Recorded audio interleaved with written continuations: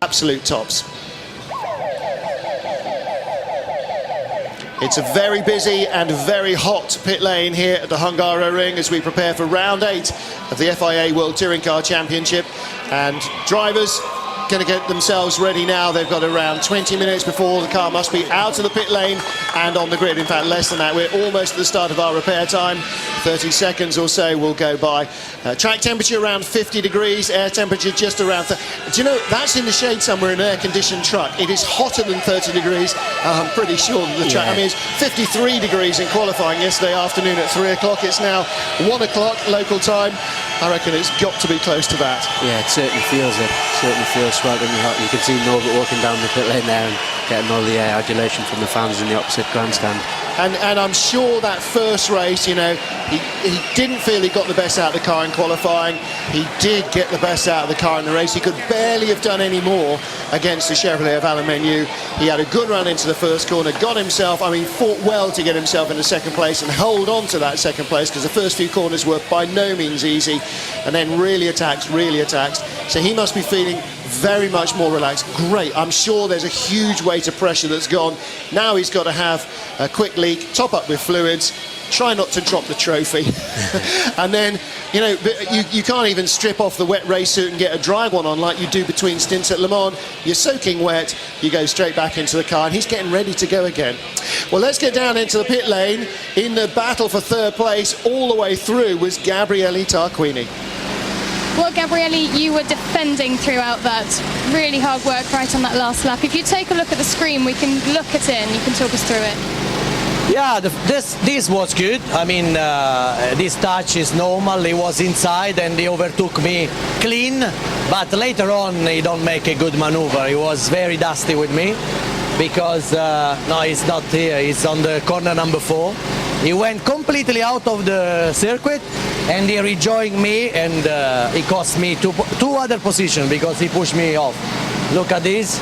He was completely out. He rejoined the track and he pushed me off. This must be penalized. I mean, this is not a normal line. This is normally the rules say when you are out of the track, you must wait until the last car. So you don't wait until the last car. It was a clean maneuver. There is out of the black stuff. He rejoined and he pushed me out. No, this is, I don't know how the race director can consider this a race incident. I don't know. Well, I'm sure yourself and Joan Oris will have something to say later to the stewards. Okay. Well, he does have a valid point that Javier was 4 wheels off the racing area. However, it is the last lap. It's a battle for a podium, and you know, at some stage, and he said, you know, exactly as we thought. You know, down into the first corner, he tried to keep the door closed. He braked with everything he could, Tarquini, but the BMW was just creeping alongside, and it was a good, clean racing manoeuvre. It just got a little feisty after that. Yeah, they all got a little bit excitable, I think. I can see, I didn't realise that Gabriele actually got pushed off on the outside of the turn 4 corner, and he does have a point. Villa went completely off the circuit, yeah, and then rejoined and hit the car which was on the circuit, which probably will be frowned upon. Well, we're looking here into turn 4 as the cars come up. You come up the hill, and where the curb is right in front of you there, that's the brow of the hill, and over the middle of the corner you sort of drift out wide, and it's very easy to get sucked out onto the AstroTurf and then out into the runoff area. So, I mean, you know, the road drops away on the outside of that corner, so very easy for that to happen. Yeah, it's a totally blind corner as well, so... It is. It's vital, but he did come back on, and contact with Tarquini pushed Tarquini off in corner 5. Touring cars, now it's really on the map. Massive crowds in the grandstands here at the Hungaroring, as the pit lane is a real centre of activity. Let's get down and hear from Javi Villa about his last lap incident. Javi Villa, we have just heard from a very emotional Gabriele Tarquini saying that the second overtake was not correct. If you take a look at these pictures, you can talk us through, tell us from your point of view. Yeah, well, the race was very close, no? In the last part, I think that in all the moment I have the car full inside. I had opportunities during the race that's overtaking, but maybe touching the two guys, and I try have all the car inside for don't touching, don't crash, and I think that was very close because the last lap through overtaking, but I see very good. Tarquini running much more slower than us. He was blocking to me in middle of all the apex, was close, but I don't want crash. For me it's very important finish the race, and here I was locking a little bit. Was my intention, if not locking, and then finish third. Podium is very important and a very good race. I think all the team needed. You can see from the pictures that you are completely off the track. Were you pushed at that point? I have the place to come inside. No, I go not, but I lose in time because when I go outside the track, obviously he is quick, and when I come in, I have the space in the track. I don't think so. That is nothing strange. It's normal in all the races, and enough. No, it's a touring car, and I think that finish the four drivers is important. Thank you. Thank you.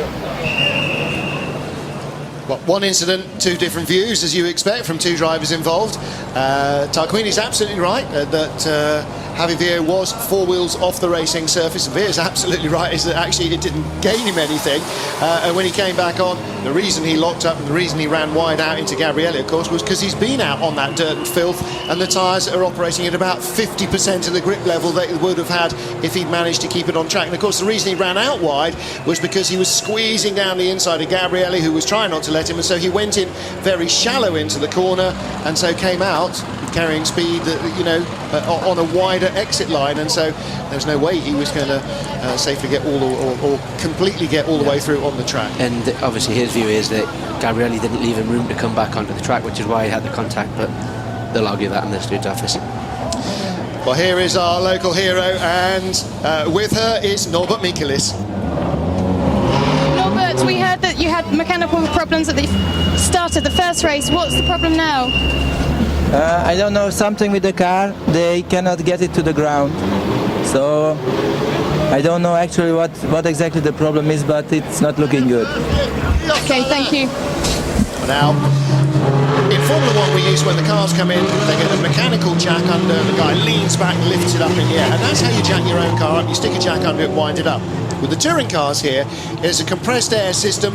At each of the four corners behind the wheels, there's a hydraulic ram, and you plug in an airline, it blows air in, lifts the car off the ground. They have now got it back on the ground, so for some reason the air was not releasing and dropping the car. Now, Norbert Mikulis is ready to go.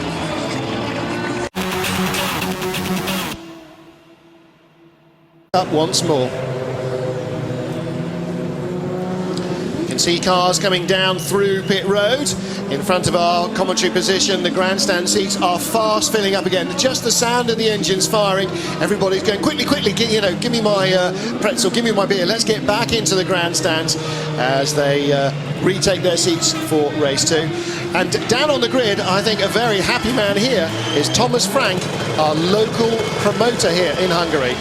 Joined by Thomas Frank, the circuit promoter, and Eric.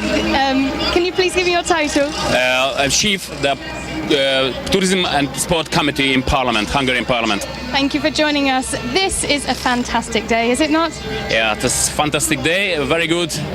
So many people here, and Norbert Mikulis, the Hungarian driver, is the second, and that's very nice. Thomas, we've heard that there's a 45-kilometer motorway backlog, people trying to get in, people are still trying to get into the track. Yes, we are very happy with this course, what we have in Hungary. We have in this weekend 75,000 people, that is very nice, and Michalis is a very good driver. I hope so is coming the second race. Everything is nice. It's probably pretty obvious, but what does it mean to have WTCC here? Marcelot is a good friend for me. And we are happy he brings this race to Hungary, and we hope so the race stay here a long time. Thank you. Thank you very much. Well, basically